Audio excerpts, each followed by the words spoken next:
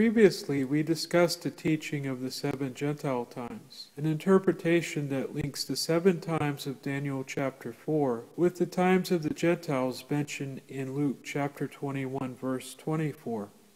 Nebuchadnezzar's dream of a tree that gets chopped down and then after 7 times is allowed to grow is said to have an application far beyond Nebuchadnezzar. It is said to have a second, greater application in regard to the kingdom of God. The tree is said to be God's earthly kingdom of Judah, which was destroyed by the Babylonians. 7 times of 2,520 years are said to pass when God has no kingdom to represent his rulership, and the Gentile powers rule unchecked. Then after 7 times, God sets up a new kingdom in heaven, with Jesus Christ as king. The destruction of Judah is said to occur in the year 607 BC, adding 2,520 years. The 7 times brings us to 1914. Thus 1914 is when Jesus is said to become king. As we previously seen, this interpretation is contingent on many factors. Disprove any one of these factors and the entire teaching falls like a house of cards.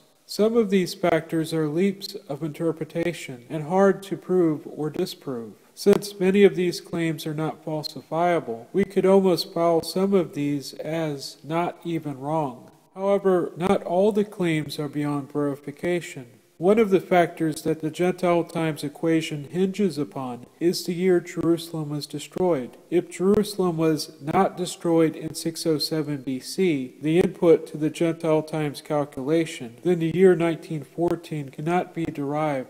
In the 30-part series, When Jerusalem Was Destroyed, the subject of 607 BC was dissected in depth. Therefore, there is little need to go into great detail here. A link to the series will be placed in the About section to this video. However, this is a brief synopsis. Both the biblical and extra-biblical evidence inescapably points to 587 BC and not 607 BC as the year Jerusalem was destroyed.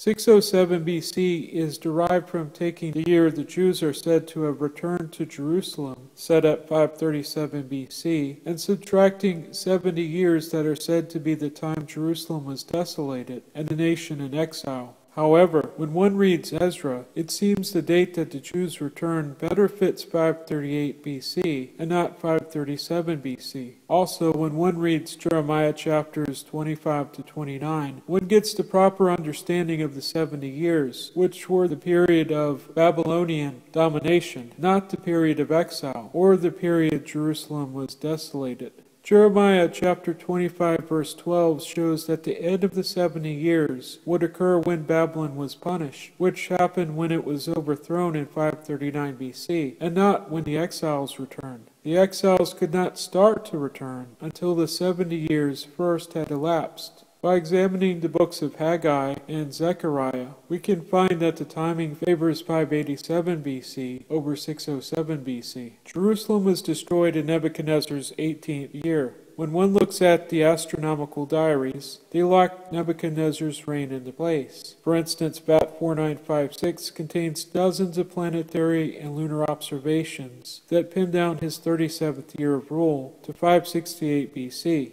Other astronomical diaries, such as the various lunar eclipse tablets, fix dozens of other dates during his reign. Thousands of economic and administrative tablets that are time-stamped with the month, day, and year of the ruling monarch enable us not only to name each of the neo-Babylonian kings, but determine with certainty how long each ruled. The Adda-Goppe banking tablets, the Adda-Goppe stele, and the Hilla stele not only confirm this picture, but leave no room for any supposed gaps between kings. 587 BC is a slam-dunk case. Not a Assyriologist or an archaeoastronomer or any other unbiased expert can be produced that endorses 607 BC. All point to the year 587-586 BC. Check any reference work. There is just no question or the slightest uncertainty about the matter. Without 607 BC, the entire Gentile Times equation is thrown into disarray. There can be no 1914. But it's a simpler matter than 607. When did Jesus become king? Matthew 28:18 says, Jesus approached and spoke to them, saying, All authority has been given me in heaven and on earth. Ephesians chapter 1 verse 20 says, which he, God, exercised toward Christ when he raised him up from the dead and seated him at his right hand in the heavenly places, far above every government and authority and power and lordship and every name that is named, not only in this system of things, but also in that is to come.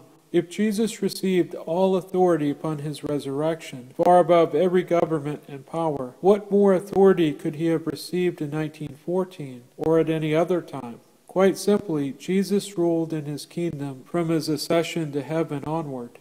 What then did Jesus mean at Luke chapter 21 verse 24 about Jerusalem being trodden by the Gentiles until the time of the Gentiles were fulfilled? Did Jesus mean that Jerusalem had been trodden by the Gentiles since the time of Nebuchadnezzar? Well, did you know that the Jews had cast off Gentile domination completely in 110 BC and ruled autonomously until Rome conquered them again in 63 BC? So it is simply not true that the Jews had been under Gentile domination since Jerusalem's destruction by Babylon. What then did Jesus mean? By looking at the context, he is speaking of the Roman destruction of Jerusalem in 70 AD. There are several views on this.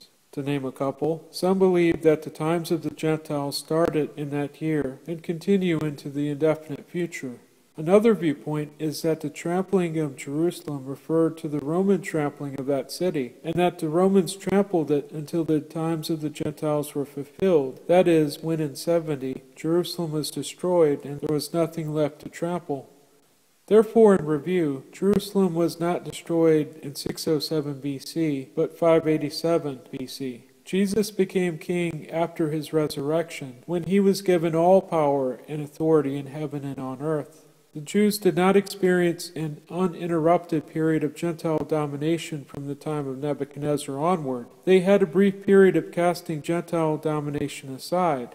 In the context of Luke 21, the times of the Gentiles have reference to the destruction of Jerusalem in 70 AD by the Romans, not the destruction by the Babylonians 6 centuries earlier. Thus, there is no evidence that Luke chapter 21 verse 24 has anything in common to the 7 times of Daniel chapter 4. In terms of the 7 times of Daniel 4, could it not simply just have applied to Nebuchadnezzar and him alone?